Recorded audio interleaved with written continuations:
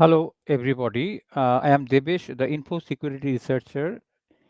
I'm again here today with another tech talk of the podcast.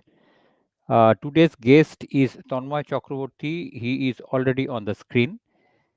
Uh, he's a AI research scientist now working in Germany. So, as we always do it in the beginning, I request the guest to introduce himself. So, uh, hello, Tonmoy. Thank you for coming to the podcast. So, can you please tell about yourself? I mean, we want to hear about you within a few uh, sentences about what you do and who you are and what you do. Yeah, sure. Hi, Debesh. Hi, everybody watching. I am Tanmay. I'm currently working as a research scientist in the division of AI for Continental, the tire guys. Um, I completed my BTech in ECE, so Electronics and Communication Engineering from Adams University in 2020. After that, I moved to France during COVID times to do my master degree in data science and engineering. After which, right now, I'm working as a research scientist in Continental, as well as pursuing my doctorate degree in the University of Marburg XAI department under Professor Christian Seifert. Um, yeah, so that's my professional profile. Other than that, I live in Germany, in Berlin, and yeah, that's it. So, I hope you are very active there in this field. And as the title you have given, that explainable and responsible AI. So, what is exactly a responsible development of AI, if you Yeah, tell us? yeah. Exactly. So what I currently do, I have been working in this field for the last 4 years for different multinational companies. So before Continental, I was also working with SAP. And what we focused on is this thing called trustworthy or responsible AI. What is responsible AI? The idea that AI is something that can actually cause and is at some point also causing harm to humans or to living things or to the planet is kind of uh, something which should not be done, in the sense that AI is a strong force that we are doing. We are innovating every day to bring that strong force into our own world. And this strong force, if we don't do it responsibly, has a way more drawbacks towards humanity, even leading to existential crisis in some of the cases that the simulations have shown. So what I believe in is that regulations or responsibility for scientists for making such powerful uh, cognitive power, I would say. So yeah, is a cognitive power. So making such a cognitive powerful system should be topmost. As a person who would be, let's say, developing responsible AI, it's considered that the scientist developing this kind of AI should follow some lines of ethics, that they would cause no harm, do no harm, or not create systems that would cause harm at certain stage. So exactly, that's what we mean by development of responsible AI. So we have all of these systems which should be developed with very much care towards the living things and towards the planet, towards everything that we hold dear to us. Yes. So the responsibility you are taking for what you are developing and what uh, is going to be deployed for from your development. I understood. Okay. So why do we need it? Means the development, whatever you are doing. that responsible development of AI? Why do we need it? Um, the idea is very simple. So I would give the example, and this example is widely given. It's not just me. So they always start with the example of atom bomb. The development of atom bomb was a scientific marvel. So we would not have such high emission of energy if we did not develop the atom bomb as a thing. But what the problem of the whole process there, and why we need the development of such things with responsibility, is that we like the innovation. We want the innovation to move forward. We want the scientific reactions that made atom bomb to produce our energies. Right now in Europe, a lot of the countries are actually powered by nuclear power plants. So all of the energy that's used in actually France is actually nuclear. But the destruction also that it caused is devastating. So if you ask people from Japan if they liked the concept of nuclear development that way, they would have said no. They would still say no, that they don't want the bomb to fall on them. So that's why we need to innovate responsibly. That is, we want AI to do our things, but we don't want AI to take over our governments and push humanity out of existence. So the existential crisis is real with AI, and we should be, as scientists, really concerned and be really responsible about what we are developing, and that's why we need to be developing these things responsibly. That is a very good idea, because when we see that AI is trending everywhere around the globe, from say a normal person to the government administrators and the high tech corporations. So we are really very terrified, like when it is said that say AI demon will capture everything. So that is why these explanations are going to help. So how does your that explainable AI, means the explanations will help in this responsible development? Yeah. How do you So find it? yeah. So responsible AI actually has a bunch of subfields under it. Few of them are in the direction of ethics, few of them are in the direction of social science.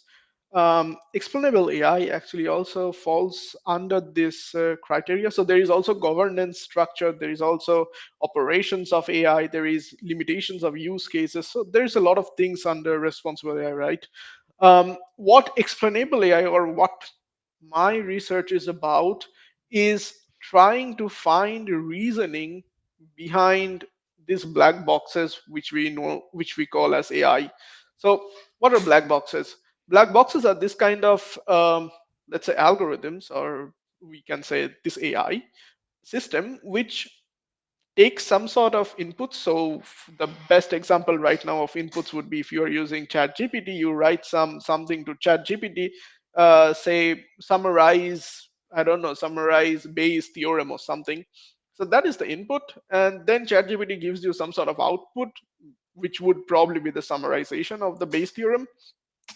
And what explainable AI wants to do is how answer this question: how did ChatGPT, or how did the AI model behind ChatGPT map your input to the output? Like, what kind of decision boundaries did it cross? Why did it say that this output belongs to this input? Or what kind of um, so the question rather stems from this causal effect analysis. So it says that why choose A rather than B? So here A would be a different version of a response, and B would be another version of response. And the question that we would like then to answer is why choose A rather than B, in some sort of causal way, some sort of logical way. So explainable AI kind of maps, or is a field that is trying to understand these black box AIs to make them transparent to users, such that if you have some sort of decisions coming out from this black box AI, you have the power to say that I, as a human, don't accept how this decision has been taken, and you can challenge the AI in a way. So that's the whole concept of, or the use cases of explainable AI in this field of responsible AI. Okay. So under this explainable and responsible AI, what are your research interests you are currently considering? Okay, so the idea is that explainable and responsible AI goes in a wide breadth. So there is a huge amount of models coming out every day. There is vision models, there is language models, there is just time series models, so which are tabular data and stuff. uh, so exactly the mapping that everybody does in explainable AI, or what I'm researching on, is trying to take one of these fields of what we have and then go deeper. So what I do, or what my research is about, is more in the direction of optimization algorithms. So there's not only AI algorithms but also something called optimization, and I research on how to make these optimization algorithms more explainable. So I research on Bayesian optimization actually, which is also a kind of a black box algorithm, but has more use cases currently inside the industry as tools and stuff. So I work on making this kind of algorithms explainable so that users who are using these tools, which have these algorithms behind, have easier time understanding how to use these kind of tools better, how to improve their performance using this kind of tools, and also if these tools are being used in safety critical systems, they have a understanding of, okay, if this tool is suggesting me something autonomously, and should I take the output of the autonomous system as it is, or should we maybe no, as a human, decide that no, I don't want this output because it's right for the wrong reasons. So it's not really something that should be happening in safety critical systems, and then they can try to rectify it. So it's a human in the loop system, we call them. So my research is in this direction, in human in the loop systems, where we find where we use AI as a tool, and we try to help an user who is using this AI as a tool to make decisions on the decision on the autonomous output of the AI. If they would accept the output, if they would rectify the output, if they want to say that no, this whole thing is trash, I'm just going to do everything by myself. So my goal is to support users in doing these things specifically. Yeah. Okay. So that Bayesian optimization, as you have mentioned, so please tell in simple words what is Bayesian optimization, what and where they are used. I mean, I have heard that name in many other contexts also. So please explain Yeah. what is Bayesian optimization in simple words. So Bayesian optimization is first of all, it's an optimization algorithm. But before even we come in the optimization space, um, Bayesian optimization comes from this thing called the Bayes rule. It's a probabilistic theory, and it's something which is not the traditional probabilistic theory. So it's not the frequentist method. So there are two lines of probabilistic theory. One is called the frequentist method and one is the Bayesian method.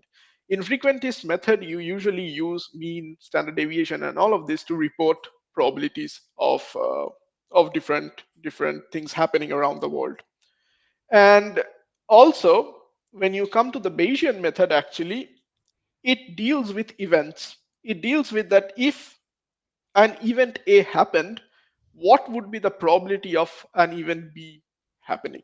Or if event A has happened with this probability, if there is a probability that event B is also going to happen with this amount of probability. So it's a thing that it tells you that if you know some sort of a prior of a system, if you know that this prior event has occurred, then there is a high chance that this other event might be related to this prior event will also occur. So this is the main concept of Bayes, right? And now let's recontextualize this idea.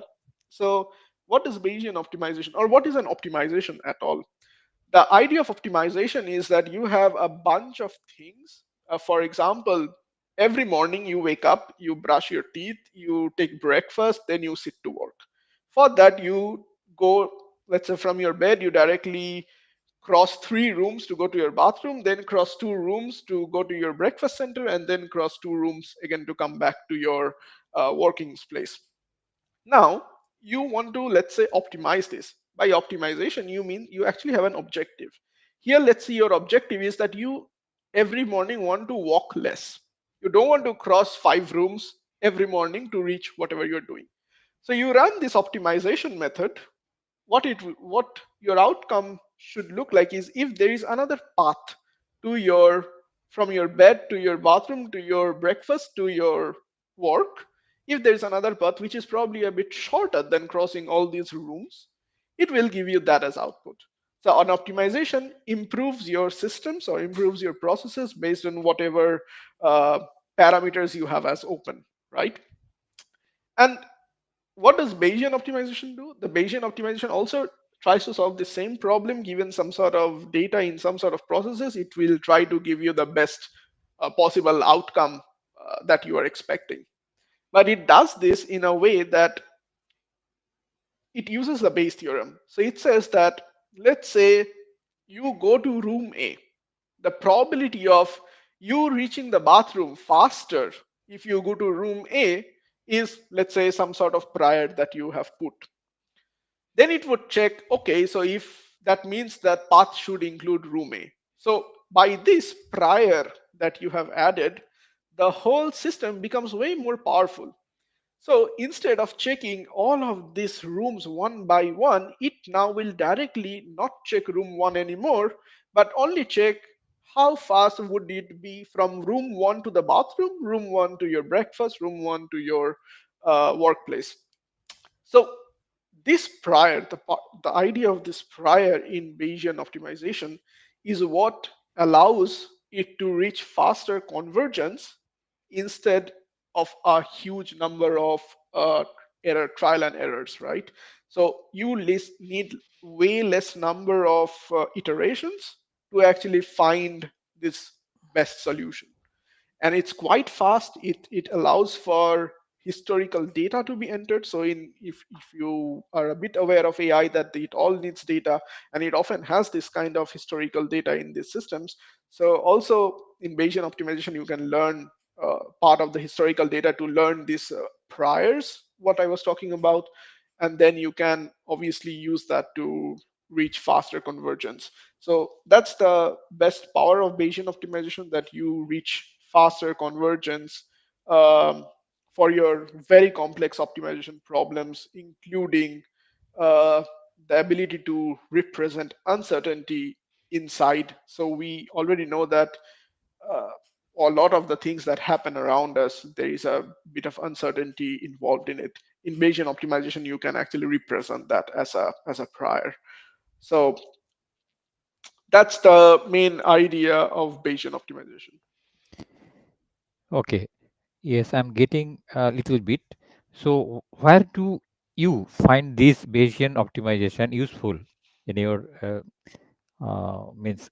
You are doing optimization, of course, and you are using, as you said, that you are using AI as a tool. So, where do you find the usage of Bayesian optimization here? Um, so Bayesian optimization is used in a lot of, so in AI specifically, it is used for the hyperparameter tuning of AI systems. So if you are a bit aware of AI, the idea is that, so AI models have a lot of parameters. All these parameters control a bit the decision boundary of the AI systems that you are using, or the models that you're using. And all of these parameters need to be somehow arranged in a particular amount such that you get the best performance out of the AI. So it is actually an optimization problem there. Your model, your idea is that you want to get the best performance. So your objective is you want to get the best performance out of the AI. and your inputs are this bunch of tuning parameters or the parameters of the AI model, and you can then use a Bayesian optimization straight away there to learn the best parameter, or for it to tell you the best parameter of the systems, right? So that is a very common use case of Bayesian optimization. So a lot of these models like Hypertune and Keras tuners. So these are the standard Python libraries that implement Bayesian optimization beside other optimization algorithms as well for this purpose. Other than that, a lot of industrial use cases. So if you are doing some sort of laser tuning. So if you work with lasers and you want to use lasers for cutting PCB or cutting anything else, and you need to sometimes really change the power of the laser, the angle of the laser, all of these things. There you can use also Bayesian optimization to learn or say suggest you better tuning parameters or parameters of this laser, such that you can best in a best way, let's say, cut the PCB. You can use it for tuning the doors of trains and other autonomous systems. So here in Germany, we always have this kind of train doors which always close when you press a button, right? And they are not supposed to close if your hands are in the door. between. So like your lift as well, so Yes, your lift should not close if your hands are in there, right? inside. Yes, And the funny thing is that there is not a sensor doing that. There is actually, you detect if something is blocking a door based on the stepper motor. So there is actually a motor which turns in steps, and if something is blocking it, it tries a bit. If it cannot, it goes open again. close. Yes, Now, learning the parameters of this stepper motor, like what at what current and at what voltage should we open the door, such that it's not just a fake, that something, the door is not really closing because the stepper motor is weak, or the door is not really closing because there is a hand. So it's called, this problem is called pinch detection, and it's also a use case of Bayesian optimization actually. So you can use previous learned methods for these motors inside this system, and you can learn with your hands if you are closing or opening, and if there is something stopping. Another use case. um, Anything else as well. So we often used it in, if you're aware of, it's called operational research.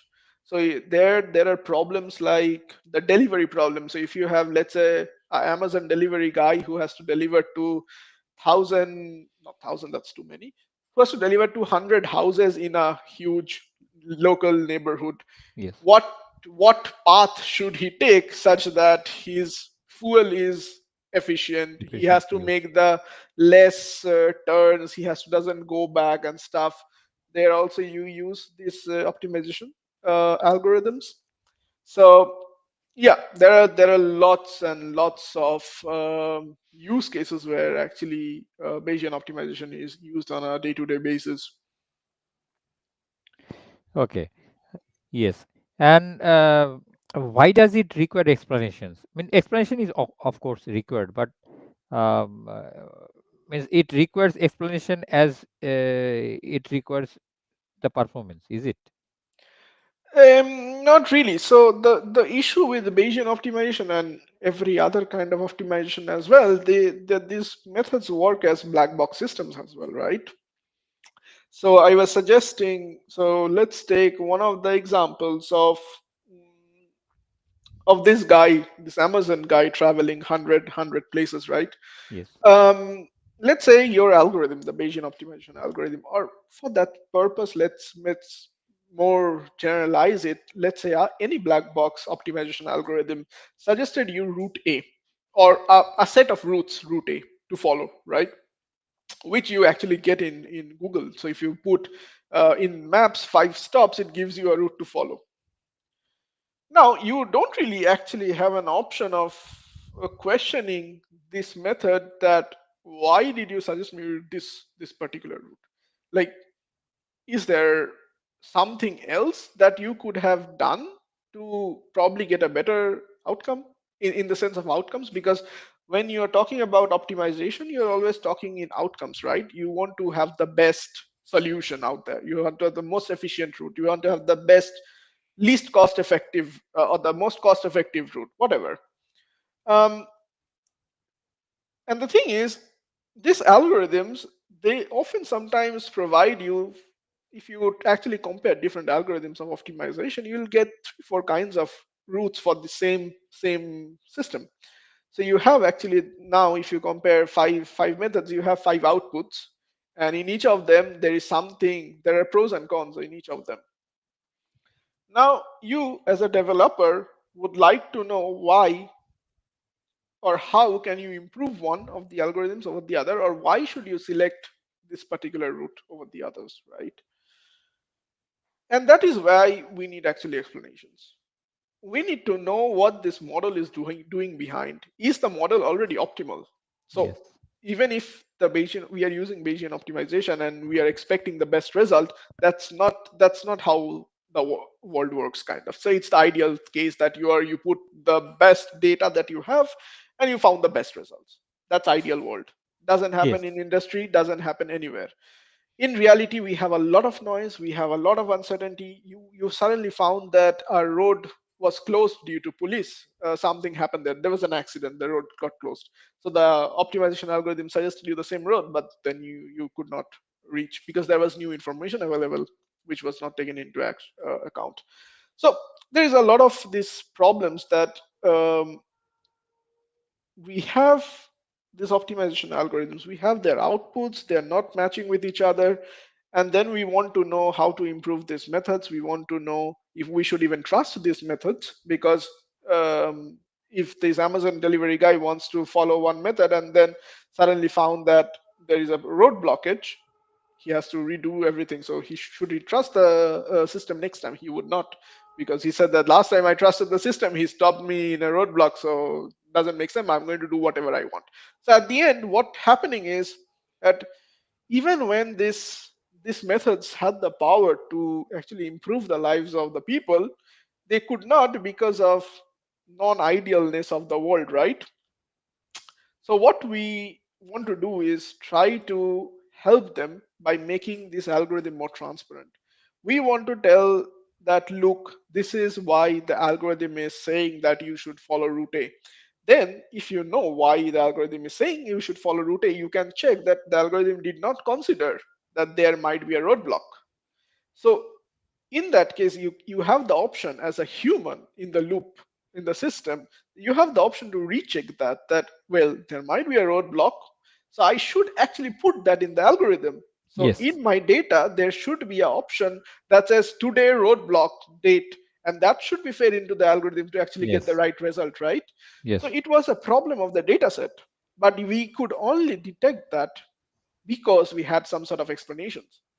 Else you would follow the system, and you would go, and the delivery guy would get stuck in the road, and he would just blame the algorithm, saying that he got a It wrong could not work. output and it doesn't work. So initially the problem is in development, but we could only identify if we could actually understand why the algorithm is doing something it is doing. And that is my job, that is what I do, that is my research. I try to make algorithms like Bayesian optimization explainable, to get this kind of insights to users. In our case, users would be engineers. In our case, users can be some company, some logistic company. Users can be people who are also developing these systems.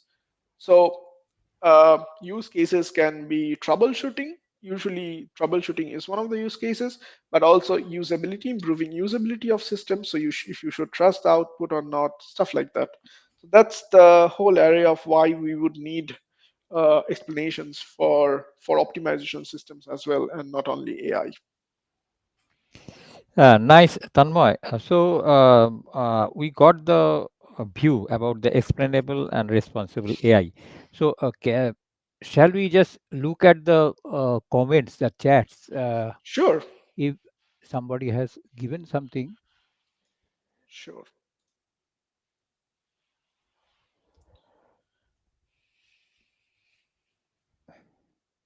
ah, can you see the chats like Yeah, I can. from the beginning, say Gita, right? Sounds interesting. Could you facilitate AI to inform without different perspectives, answers for query? This words enhance user cognition. Another one, uh, acha, given the recent shift away from responsible AI initiatives in large tech firms. Okay, you can take one by one if you. Yeah, yeah. I think I start from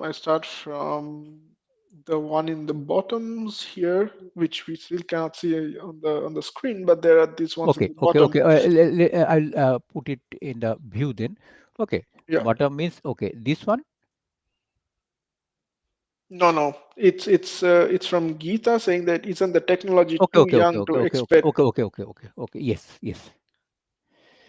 This No, one and no. this It's even one. isn't no even below that. Yeah, this one. Yes.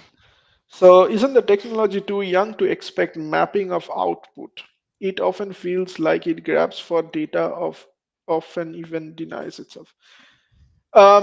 E- Depends on which kind of technology. So I think you mentioned about LLMs, and right now, no. So you can actually find there are methods for finding how our input is traversing to the output. So the technology for mapping of this exact mapping is actually there, but you're also true on the other side that LLMs kind of try to put the next word. So what the fancy big LLM, all of these guys, all they have to do is try to find the probability given a word, what would be the next word. So and it always tries to do this stochastic. So it's often called a stochastic parrot actually by one of the old Google scientists who doesn't work for Google anymore. But so yeah, LLMs are stochastic parrots. They try in all of their big databases try to find uh, what they have learned. So the more bigger they get, their memory inside this transformer. So LLMs are actually using transformers. So the memory inside these systems increase, and they have this mapping. They understand this mapping. Um, in that case, the technology is still there to like kind of bring an explanation or an understanding of this, but what is still not there is really understanding how these transformers work. So the mapping of input to output is a very, very, very rudimentary kind of explanation. But what we really need to understand is how are these models or these transformers behind these LLMs, what kind of information are they learning? What is this? So they learn in very high dimensions, right? So we actually have this thing called embedded mapping of every concept inside the LLM, and then we would like to learn that what are these concepts? How does these concepts interchange, or how does this concept stay inside the LLM? How does it learn from one concept and knows what is the other concept? So these kind of things are more right now in the research area of how to explain LLMs. I guess I hope that answers the Okay. main And part of the question. this Yeah, one, yeah. This it is the one. same thing. Okay. Mm. Yeah. And this one doesn't show the name. Thank you for. Now Okay. this one is. Okay. Then we go to. And no, okay. This is the okay. Then we go on the top.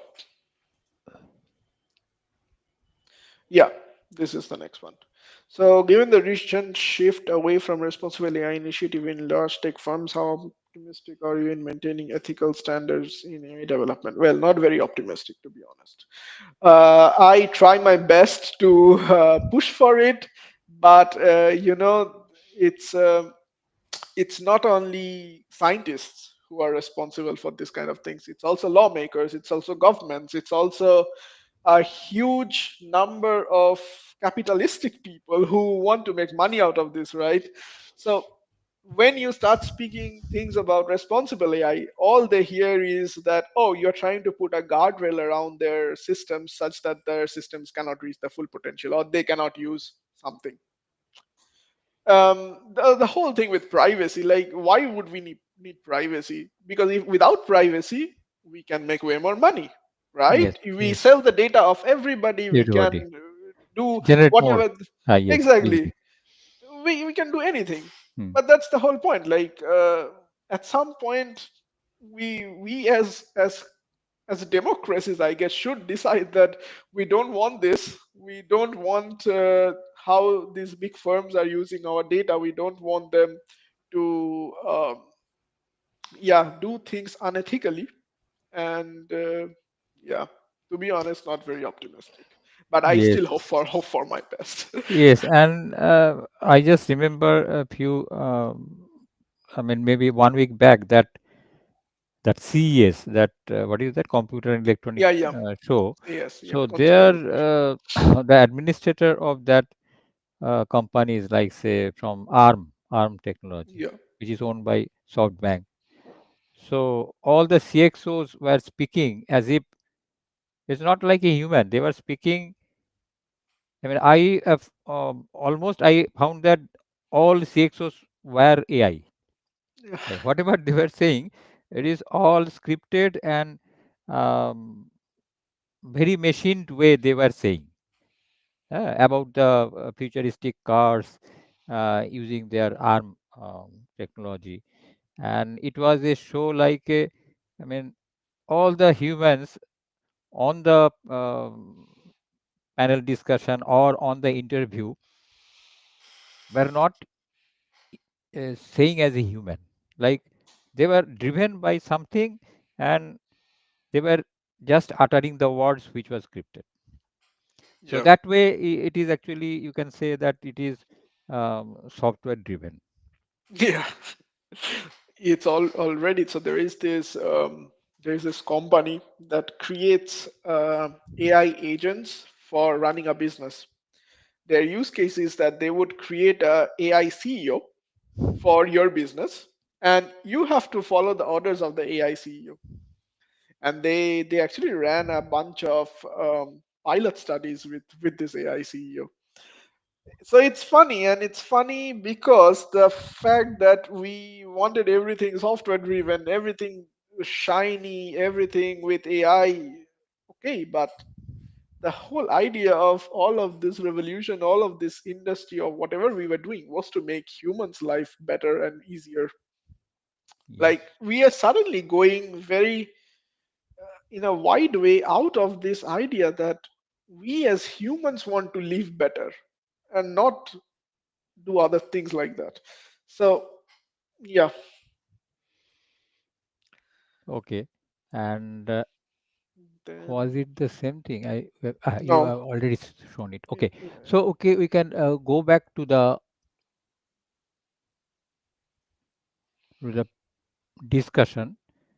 So you have given that meaning of explainable and responsible AI. So what developments, the research work you were doing. So now, from the comments also, it came about the optimistic or whether there is any um, cons, like what are the future risks associated with this research based on AI and the innovation. They all claiming that it will do good. It will do good. So what are those? The future risks you already envisioned while doing this research.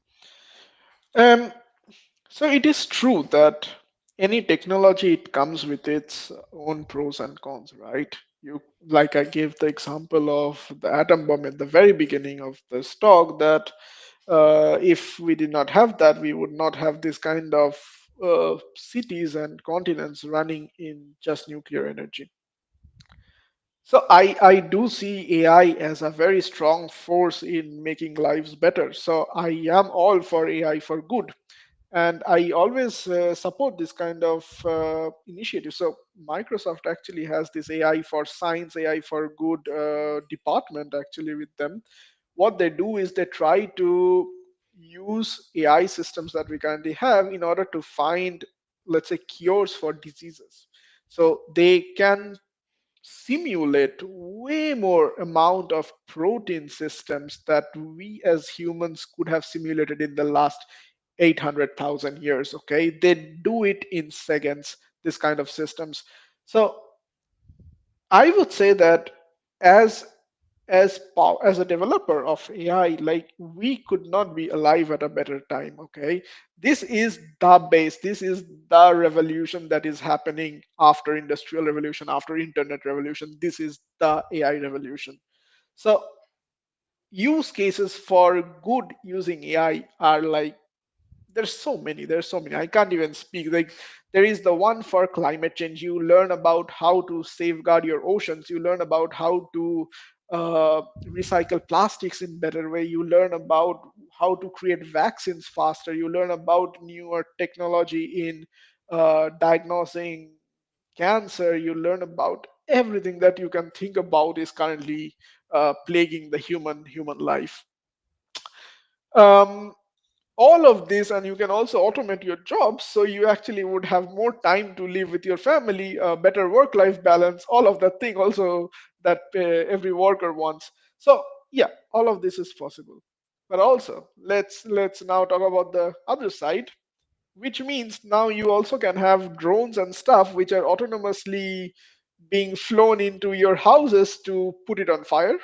You can have mass surveillance of your whole life, so you can be manipulated, you can be controlled, you can be put in these boxes, apartments in cities where every time you have the risk that there is probably a drone just coming and entering my window and hitting me. It's very much possible with these AI systems. um, Also for war, for disinformation, misinformation, everything. So I recently learned a study that now we are using these things called AI agents, which are like very small, large language. So small language models, actually, not large. So very small language models that learn about your preferences and stuff when you go in one of these shopping websites. So if it's not Amazon, but I'm just giving that example so people understand. So let's say in Amazon you want to buy some sort of something, and there is this recommendation system behind that recommends you these products. So what they're doing, not they, like again, not Amazon, what this system was doing, that they created a recommendation system for every site visitor that they have. So if you have an account with that site, they created a specific recommendation system for you. So whenever you would go inside the site, the content that you would see, the prices that you would see is only tailored to you. Maybe you are wanting to buy, um, I don't know, a glass, a glass, just a glass. And maybe you have previously bought something related to glasses and you bought it based on, let's say, a title that green colored glass. So the AI actually learned for you that if a glass has a title green colored glass, you are probably going to buy it. So it's not now going to show you this super hyper personalized options with even the headings changed, so the titles change, the prices, the previous price point that you bought, it's going to show you a similar price point. Even if it doesn't matter what is the price of the thing, it only matters what you are willing to pay for it. So these kind of systems are right now in operation in user markets. So then you wonder, like, okay, is that right? Should they do that? Should they use my they have my personality in a model. They know what I like, what I dislike, and how deep do they know about it? What I like, what I dislike. Do they know what I do with my internet history? Do they know what kind of things I'm doing on my daily basis? Do they know what kind of shops I'm visiting? So there is a so obviously they know what kind of shops we are visiting because the location data on our phones tell that to them. So you see, when you start questioning this kind of things about how much they know and what they know, you really start to understand the power that this kind of technology can have on you. They can change voting decisions. So if they know a personality of you and what you are willing to vote for, they can slowly try to over time use all the information channels around you to manipulate you into voting for something else. What does that mean? They can change governments, they can make or break governments. So who is this they? Right, the big question is then, who is this they? It's all the big players. It's big, small, it doesn't matter. It's all of them together in this, and they're all doing it together.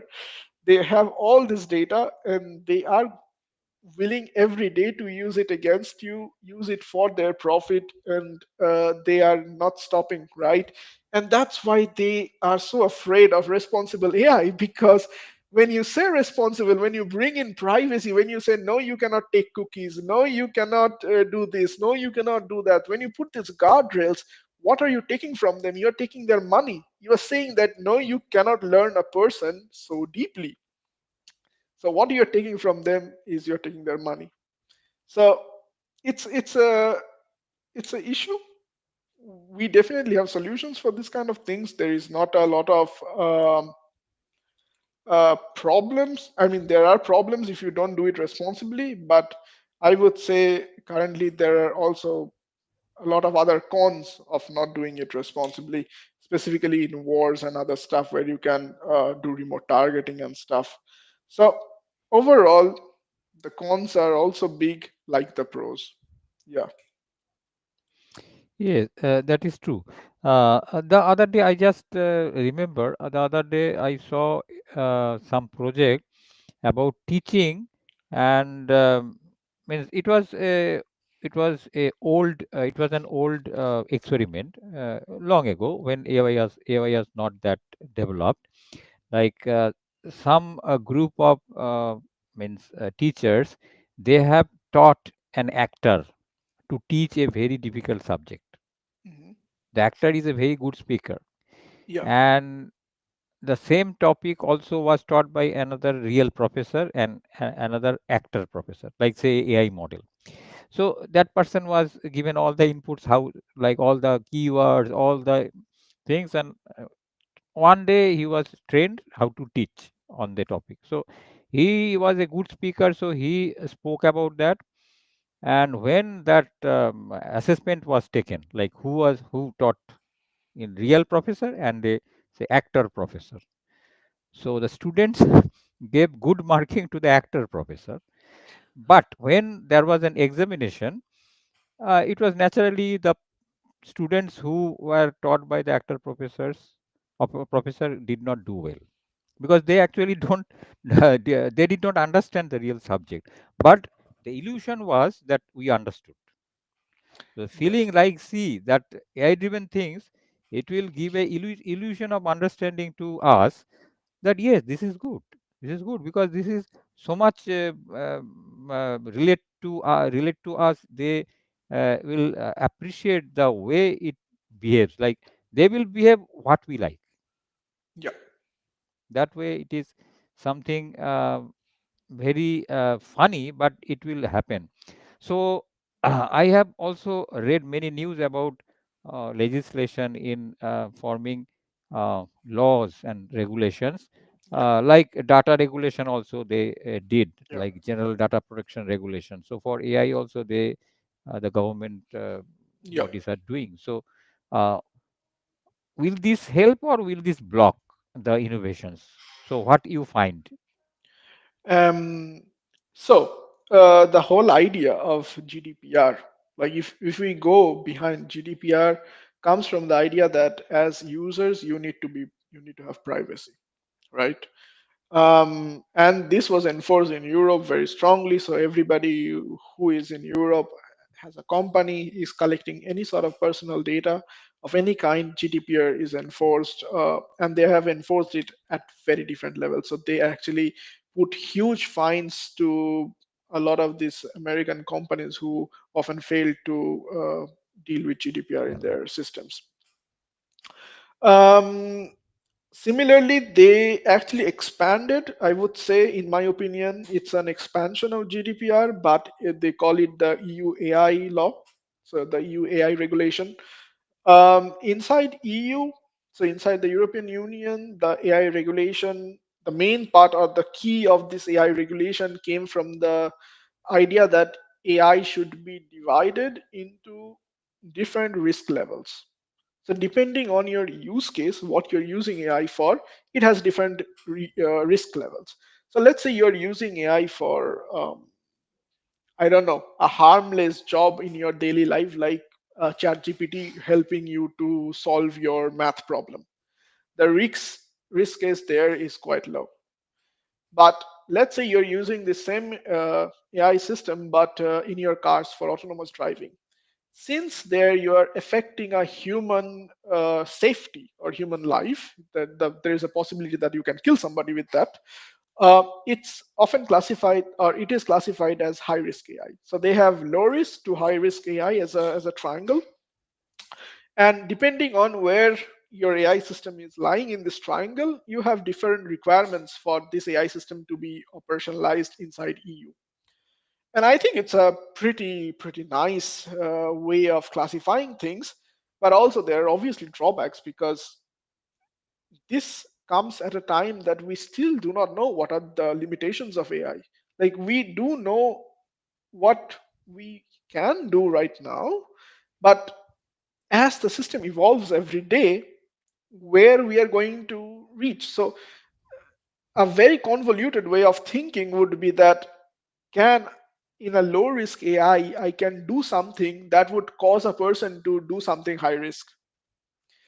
So there was this actually case where it happened in Belgium, that a person started talking to ChatGPT, and at some point their chat evolved into something which led this person to believe that life has no meaning, there is nothing after this, and he went and he committed suicide. Oh God. So it's a very sad story, right? But it was a low risk AI. He was just chatting, he was not doing anything, but it took a life. So you see, there is a flaw. There is a flaw in the regulation as well. But they did, from whatever knowledge they had at that point. So it started in 20, it has been like 4 years now that they have been developing, and it only came into power last year, and now they're doing the adaptation in the next 6 months. But in the organizational states, it still functions, that there is something at least that you should at least go for it, that they put a guardrail there. Is it the guardrail? No, but it is a guardrail. So there should be more research actually needed in this sector of how we should put this kind of things to have the real responsibility of developing this kind of ethical AI systems. But often, in most of the use cases, it works. So if you are actually using AI in a car, you should obviously be careful, because you are using a safety critical system. These are the standard functional use cases. So yeah, it works. But obviously, it also needs more improvement, in the sense that this law will evolve. At least that's what I think, that this law is going to evolve, and it also needs better adaptation other than EU. So these AI systems which we use inside EU is uh, always coming from, right now, coming from the US. So a lot of people here, Europe doesn't has its own big company, let's say big AI company. We have a few, but we don't have yet the big ones. So obviously, this we need to understand that this kind of companies, that the AI systems that they're building are going to first be built with the American regulation, which right now it is cancelled. There was the White House draft of the AI last year. Right now, that draft has been cancelled. There is no open, no, nothing stopping. It's a wild west there, literally, with the AI systems. But yeah, so we definitely need more regulations and research in in these areas. But yeah, we do need to govern AI before AI starts governing us. Yes, right. And there is another requirement like personal responsibility, like say personal and say from family or whoever is keen. So, I mean, how they should react. That training, human training should be there. Machine Yeah. will be there, but we also should be accustomed and we should be more powerful to uh, use technology. That Yeah, way, exactly. And that is also actually inside the EU AI regulation. So every worker right now inside European Union who have to work with AI or has stuff that is related to AI need to take a training, a mandatory training about AI literacy and AI use cases and how to use these things. So we that is something I also agree that it should be there. Even it should be part of school curriculums, I school would say, at curriculum. this Yes, point, because I don't see in the near future that we are going away from AI. So if we are learning about internet in school, we should also learn about AI in yeah, school yes, in this context. Yeah. yes. So, before going to the last point, shall we see another last comment? Sure.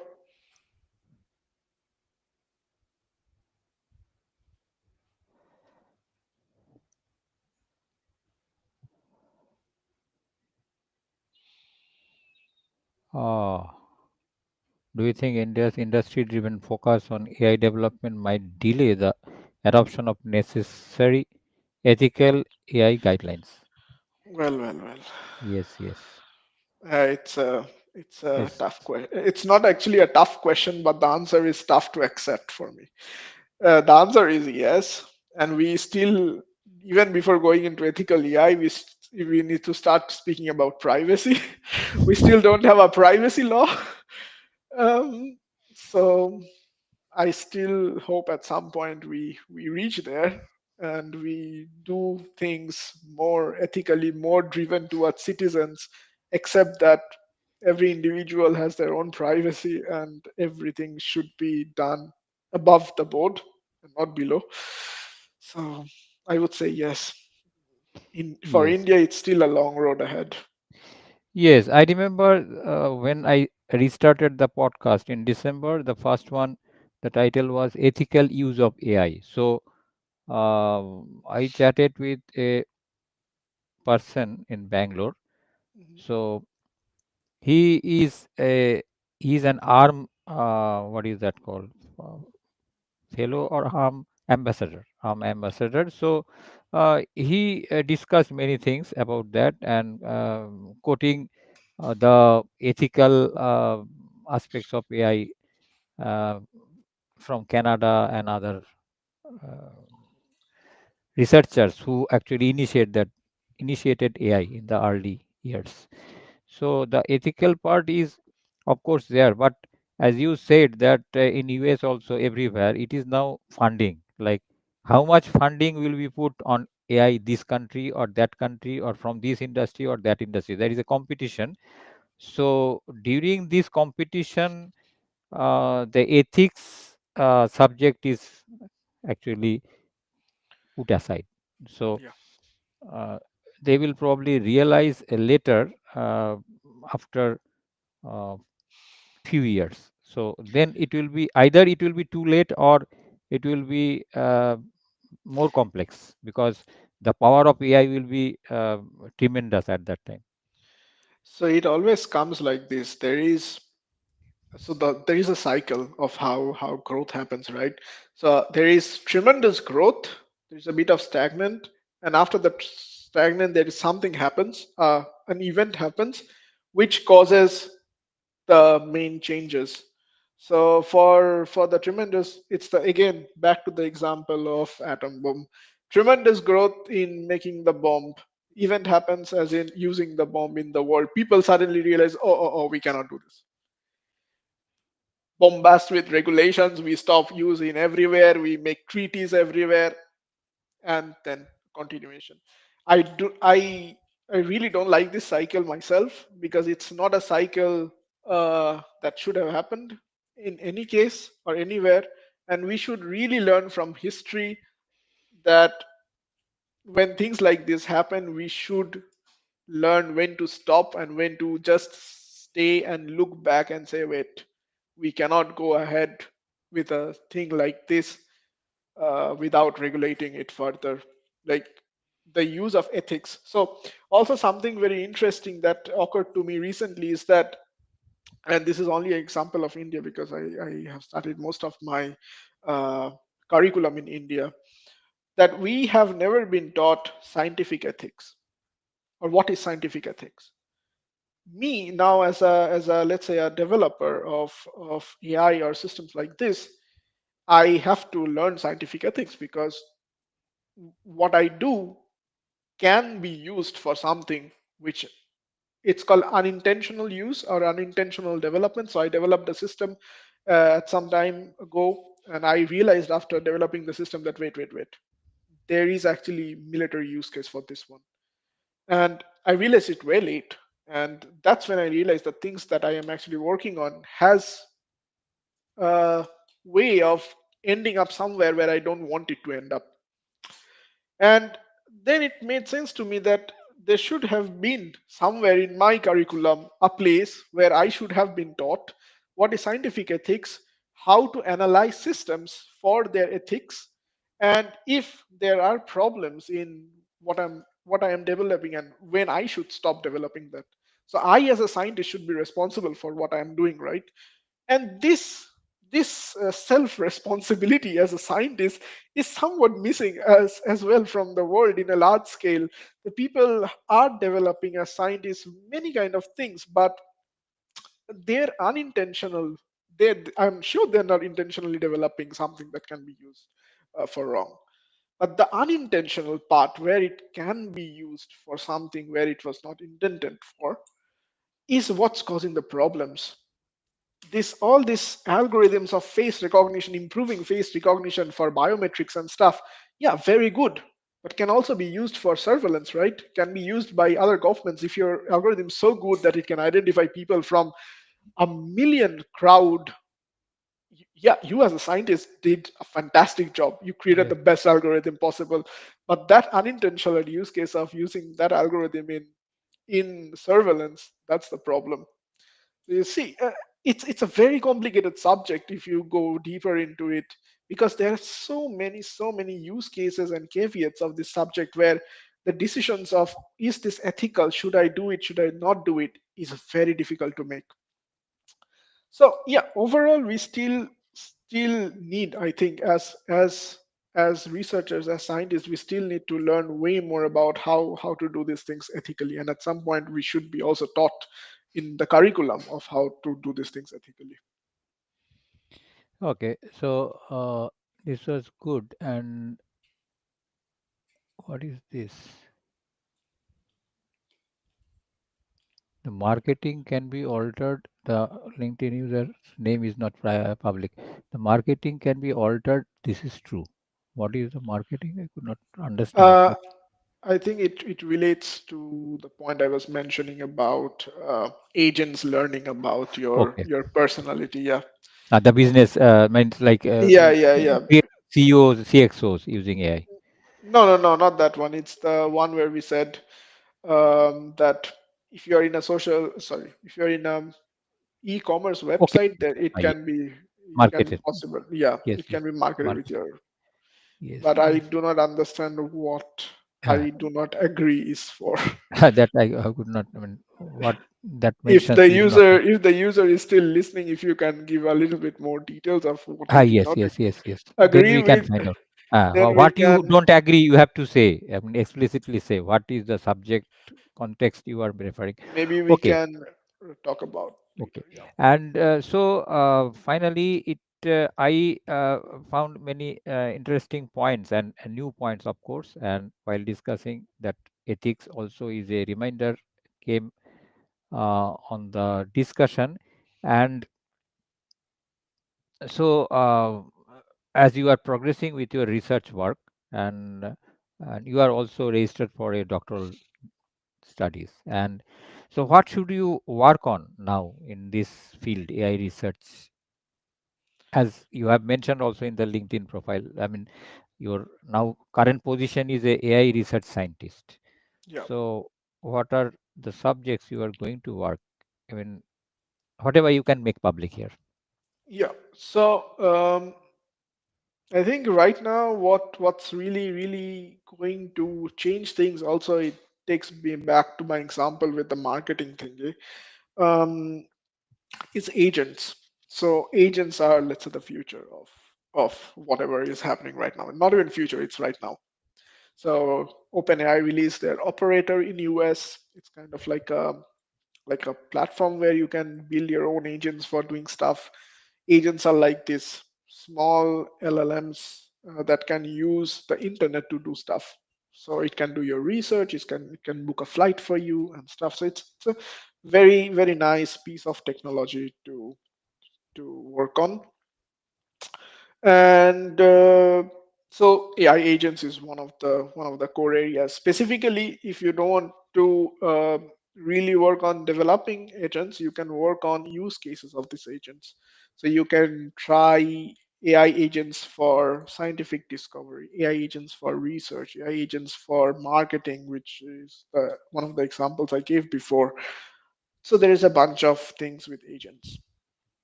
The next thing is obviously, strongly, and I hope more people do this, is the responsible part of responsible development of AI, how to govern, what kind of regulations, what we are missing from the current regulations, what needs to be included, how can we safeguard ourselves from AI, what happens if AI goes out of hand, whatever doomsday situations that you can think of. I don't know if that will happen, but just to be sure.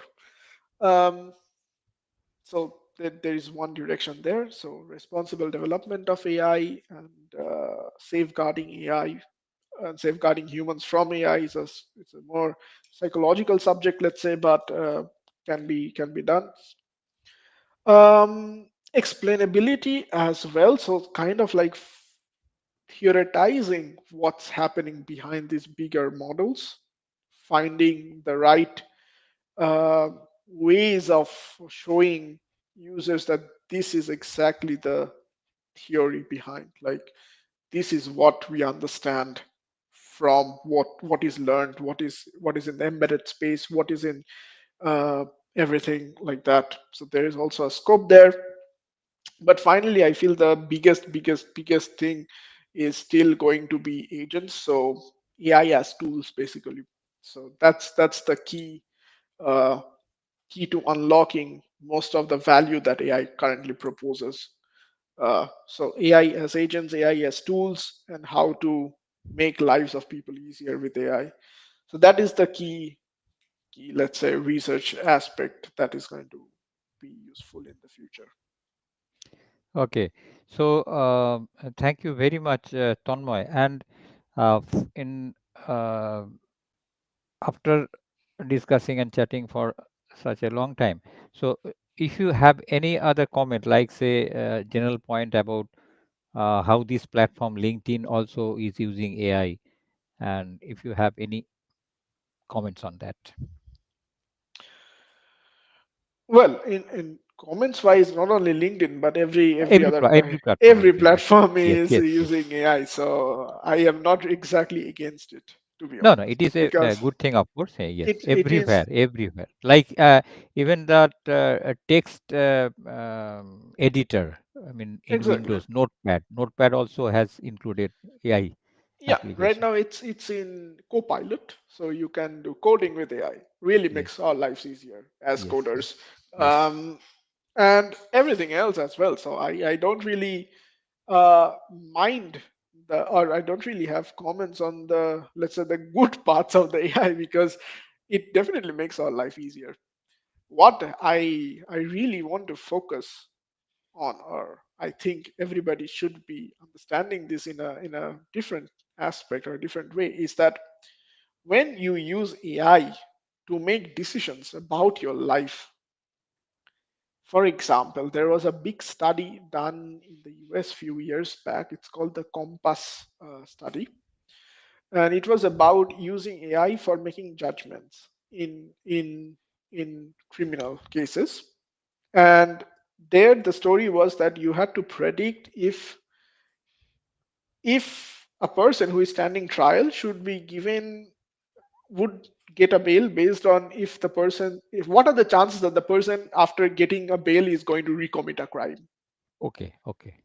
So that was the story, that this AI was asked that what are the chances that this person with the picture and with the profile was given that this person is going to recommit a crime if you leave.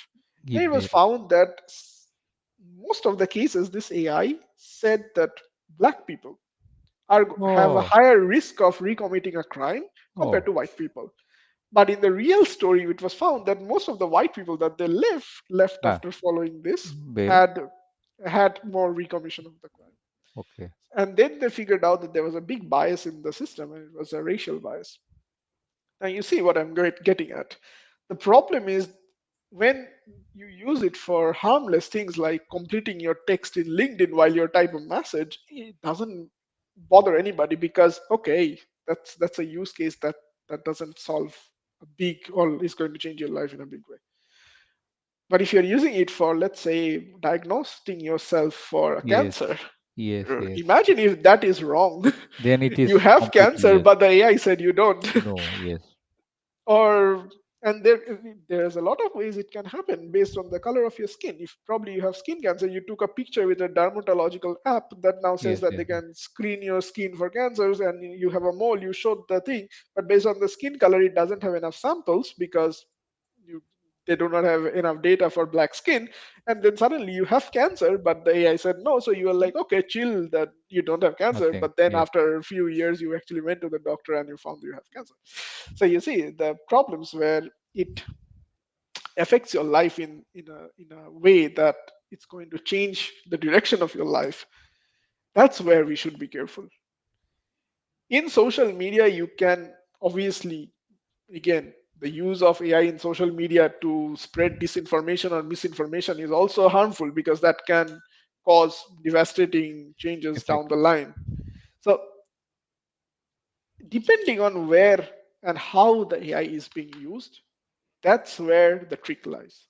So in every case what we have, I don't support use of AI in social media where they're using for misinformation, disinformation, or promoting random things based on keywords because the model could not understand the so I found last few days ago a post from a guy who wrote all the trending words in his post in a way and asked ChatGPT to frame like a random thing with all the trending words, and he was trending. So he beat the system basically, and Oh. obviously he beat the system. But uh, you see, we need to improve that AI there because that AI did not do very well understanding that the whole thing is actually bullshit. It should not have been promoted to so many people. So at the end, how we are using it, where we are using it, what is the use case, these all are the main questions that you would ask while developing the AI and while putting the AI in the respective platforms. So I agree the use of AI. I also don't agree the use of AI. And it all depends on what is the use case. Yes. It is 100% right. And the responsibility actually is coming on the developers and the commissioners. Like it is human, the human should take the responsibility what is developed and how it should be deployed.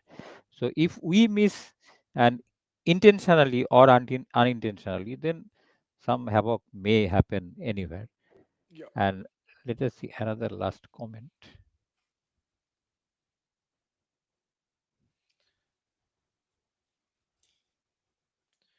no. we're actually using too much AI. At some point the AI craze will fade. This is a I think a very um, good expect, I mean, hope, positive hope, of course. The craze probably will fade. It's like saying we have Bitcoin, Bitcoin, Bitcoin, Bitcoin, Yes, Bitcoin. yes. It will not Okay. fade. Yeah, it is not fading. Then we say we have internet, internet, internet, internet. Okay, now we have internet. Now nobody cares about if you actually have the internet where you sit for 10 minutes to wait for the Google page to load with one query that you put. No. Yes. Now people care about fast internet. So it's time will obviously allow the thing to follow the curve, the bell curve. It's going to go down at some point, but the use of AI is not going to go. Like we are going to have way more things that depend on AI. We are going to have way more use cases that depend on AI. We are going to have new social medias as well, I feel at some point, which are Yes. going Yes. to be leveraging AI way more than the current ones. Yes. So everything is going to be, I don't know, AI-fied. Would that be a word at some point? But yeah, AI actually will be a power of all the countries. Like every country wants AI power. Like nuclear power, now AI power. AI power, exactly. It will be like electricity at some point. Like Yes. we're Yes. just Yes. going to have it, and we are going to be happy with it. And we are like, then we'll be thinking like, how was life when we did not have AI? Yes. Yes. Like often right now there are these school students who have never seen a classroom which is not powered by AI. Can you imagine that? In my school life, I did not have AI. I am coming from. I did all of my curriculum studying normally. There was no AI to help me. Right now, it's crazy because school students can do math with AI. They are learning math in 5 different ways if they could not understand. If I did not understand math, I just had one Then professor to go to and ask. I did not understand. If I yes. did not understand what the professor said, I did not understand. That's it, over for me. Right now, these guys, they don't understand one problem. The AI is teaching them the same problem in 10 different ways.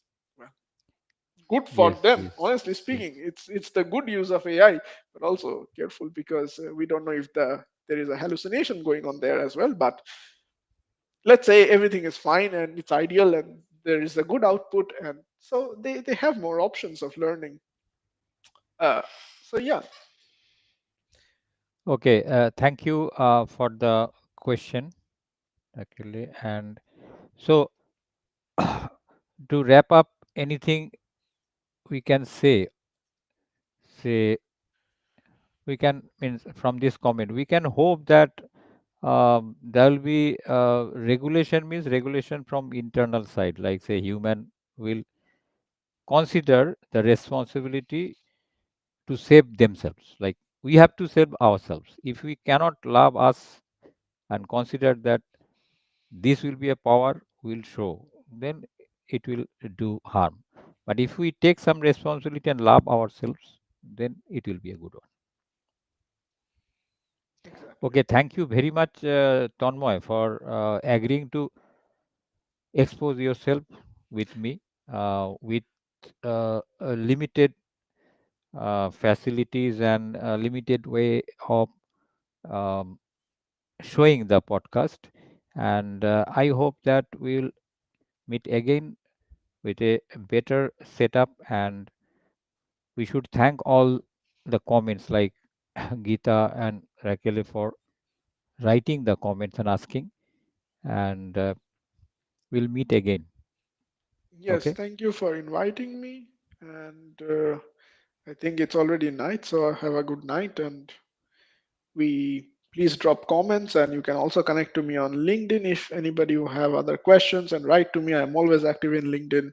So yeah, it was nice to have this talk. Okay. We'll meet again. I will end the stream. Okay. Yeah. Bye.